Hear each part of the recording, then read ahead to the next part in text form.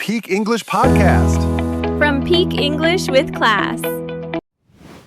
Peak English Podcast.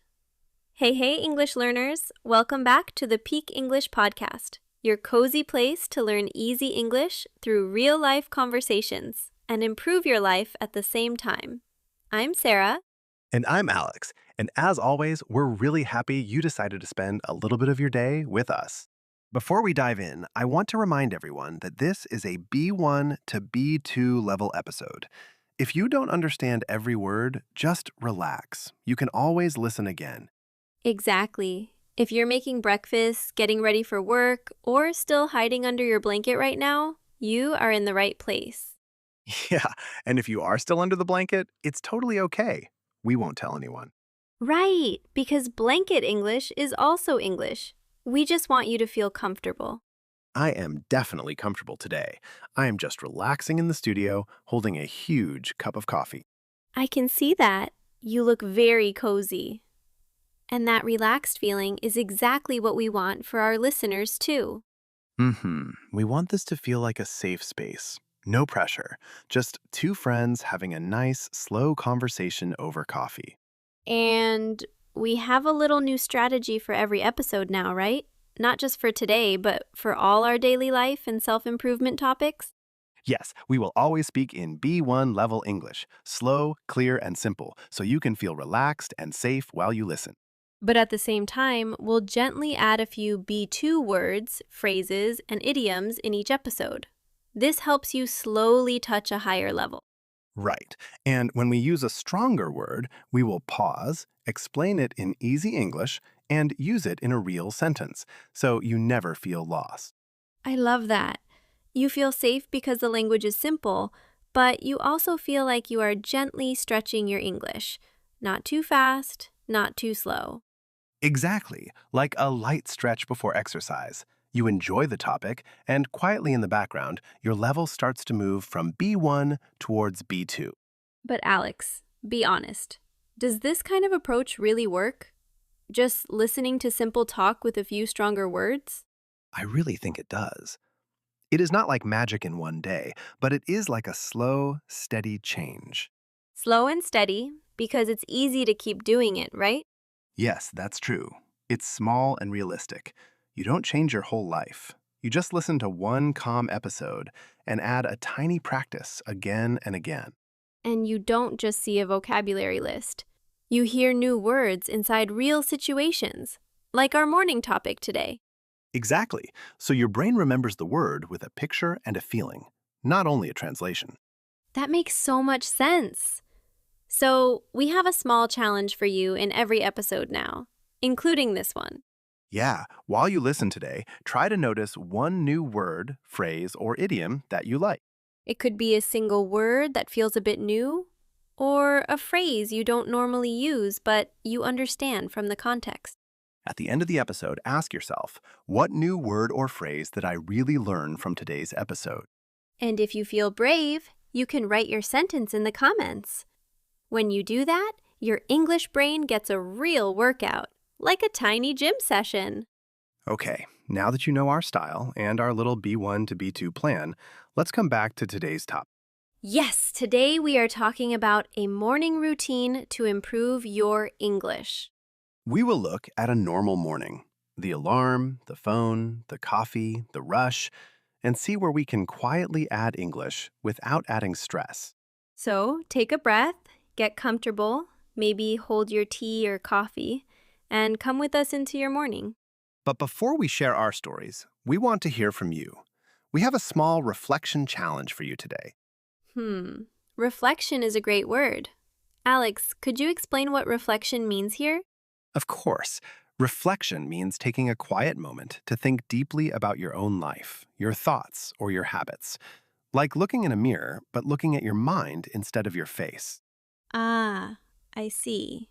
So we are asking our listeners to look at their own morning habits before we give them any advice. Exactly. We really want to connect with you. We love reading your comments, and it makes us feel like we are all sitting in the same cozy cafe together. So here is the challenge. Go down to the comment section right now and write a very simple sentence. Tell us, I'm your name from your country, and my typical morning feels. Be honest with us. Does your morning feel sleepy? Does it feel busy? Or maybe you feel overwhelmed? Oh, overwhelmed. That is a strong B2 word we hear a lot. How would you explain that? Overwhelmed means you feel like there are too many things happening at the same time, and it feels very heavy in your mind. Right, like your brain is a small table, and everyone keeps putting heavy books on it. Work tab, family tab, messages tab, until the books start to fall. Yes, exactly. And if you try to open an English tab, the whole computer crashes. So, if your morning feels like that, it is okay to say it. Write it in the comments. It is a tiny, safe way to practice writing in English today, and it will help you feel less alone in your struggles. So, let's start with a really simple question. Why are we talking so much about morning? Why not evening or lunchtime? Well, honestly, because the morning is usually the hardest part of the day. My mornings right now are a little bit of a disaster. I think a lot of people feel that way.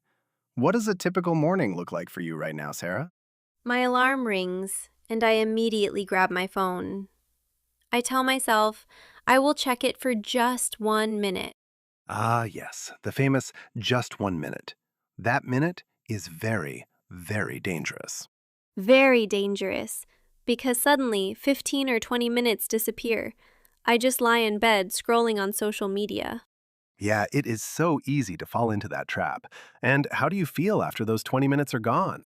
I feel guilty. Then I have to rush out the door to go to work. And I always tell myself, it's okay, I will study English tonight instead. But be honest with me. Does tonight ever actually happen? No, almost never. By the time I get home, I am completely exhausted. I have zero energy for English. I just beat myself up about it. Wait, beat myself up. That is a really useful idiom. Could you explain what it means to beat yourself up? Yeah, to beat yourself up means to feel very guilty and blame yourself for a mistake. For example, I failed my driving test and I really beat myself up about it for days. Exactly. You punish your own mind. You feel bad because you wanted to study, but your evenings are just full of chaos. Tired body, family, maybe some TV. Exactly. There is absolutely no real space for English in the evening. And that is exactly why mornings are so powerful. Because in the morning, your mind is fresh. The world is still a little quiet. Right. The city is still stretching and waking up. And your phone hasn't started screaming with notifications yet. Yes, I like to say that the morning is like a blank page in a notebook. Nothing is written yet. A blank page? I really like that image. So, how I start writing on that page is important? Very important, because the way you use that blank page can really set the tone for your day. Oh, set the tone. That is a beautiful phrase.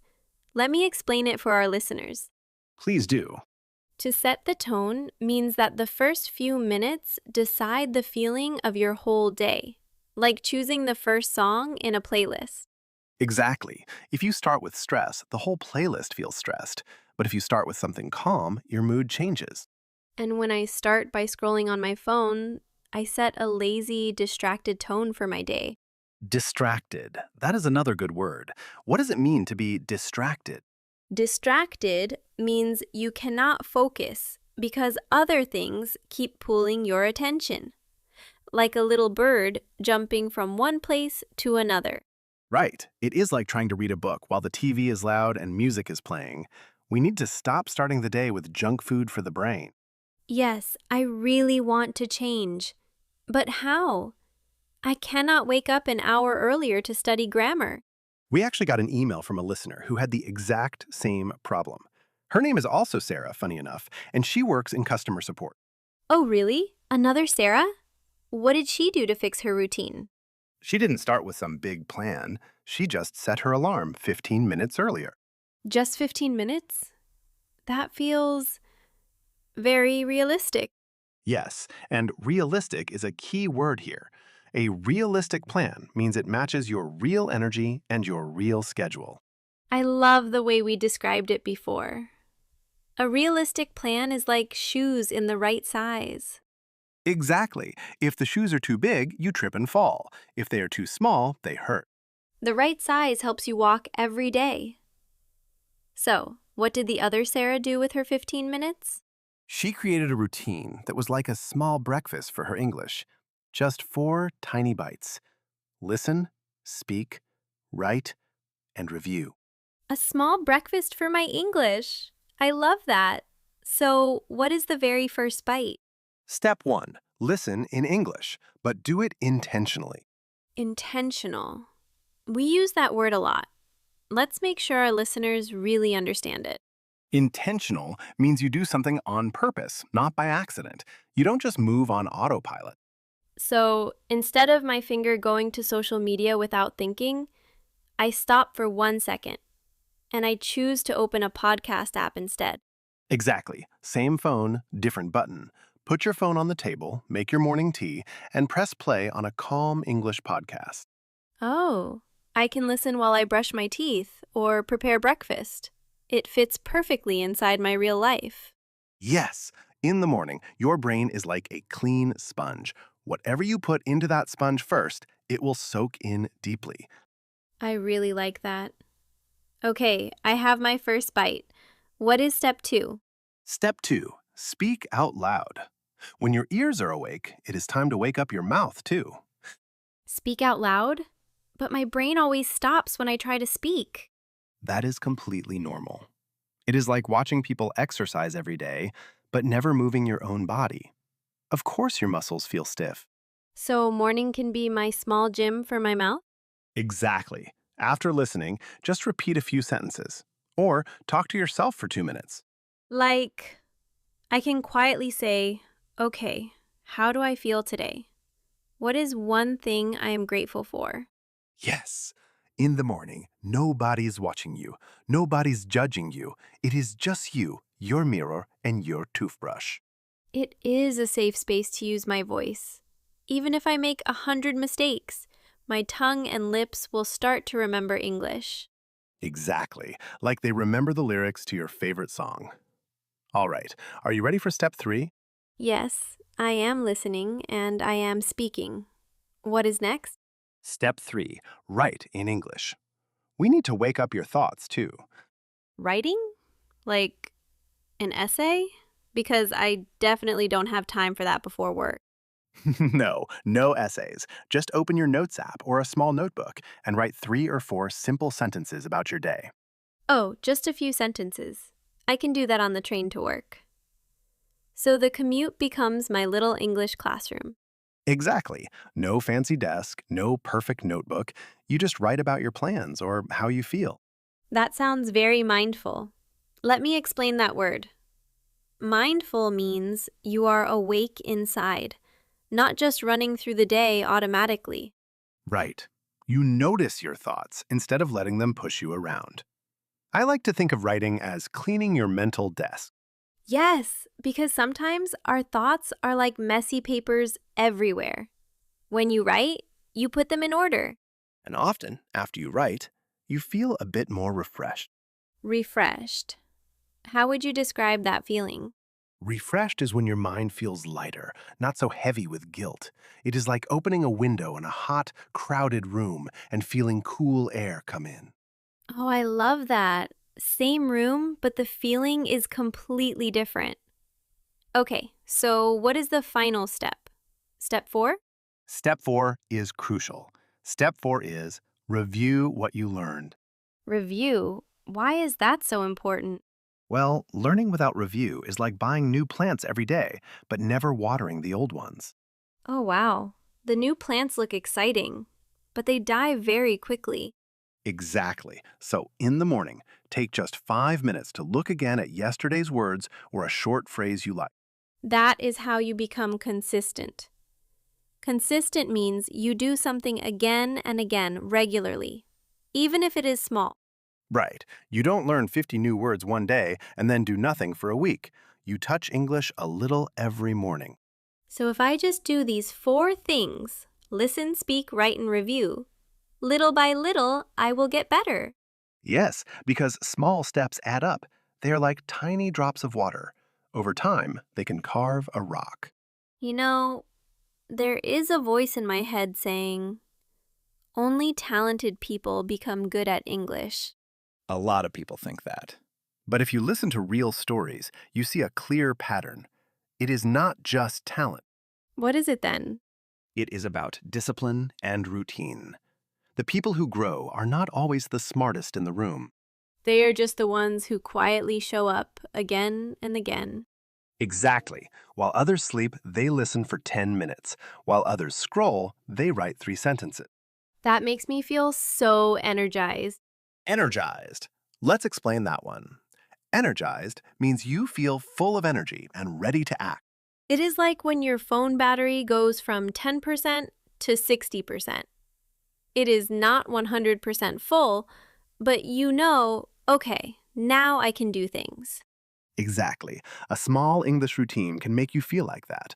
Not dying at 10%, but ready for your day. And doing this will make me feel more productive too. Productive is when you feel your time did something good for you. Yes, it is like planting a small seed. It is not a forest yet, but it is a start. I see now why this is so important. English is not just a school subject. No, it is not. English is like a key.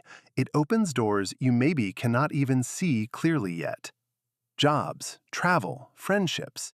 Or maybe just being able to understand your favorite YouTuber without subtitles. Exactly. English can give you confidence, that calm feeling of, I can handle this. Well, tomorrow morning, I am going to make an intentional choice. I am going to give my English a small breakfast. Okay, before we jump to the next part, let's take a quick breath and review what we just talked about. Yes, that is a great idea. Sometimes, if we hear too much information, it just flies right out of our heads. Exactly. So, we discussed how a morning routine can quietly change your English journey, and we broke it down into 3 realistic tiny habits. Right. Habit number 1 was to listen intentionally. Instead of grabbing the phone to scroll, you choose to listen to a calm podcast. Same phone, just a different button. Then, habit number 2 was speaking out loud. We called it a small gym for your mouth. Yes! Just taking 2 minutes to repeat a phrase or talking to yourself in the mirror while you get ready for the day. And finally, habit number 3 was mindful writing. Just opening a notebook or your phone and writing 3 simple sentences about your plans or your feelings. 3 tiny habits: listening, speaking, and writing. It doesn't take hours, and it doesn't feel heavy. It just feels doable. And that is the true secret. You don't have to change your whole life in one day. You just have to change 15 minutes of your morning. Well, now it is time for the most important part of the show, the word tour. Yes! During our conversation today, we used some really great B2 words and idioms. Now we are going to walk through them slowly. Think of this like a calm little word walk. It is not a test, just a moment to really feel the words. Exactly. For each word, we will explain it simply, give you 2 real-life examples, and then ask you to repeat after us. Are you ready? I am ready. I have my notebook open. Let's start with our first phrase. Phrase number 1, set the tone.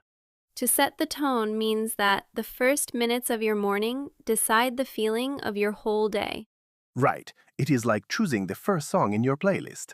If the first song is stressful, the whole playlist feels noisy. Here is our first daily life example. Listening to calm English in the morning helps set the tone for my day. And the second example, the manager's angry voice really set a bad tone for the meeting. Now it is your turn to practice. Speak out loud wherever you are.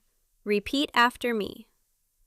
Listening to calm English in the morning helps set the tone for my day. Listening to calm English in the morning helps set the tone for my day.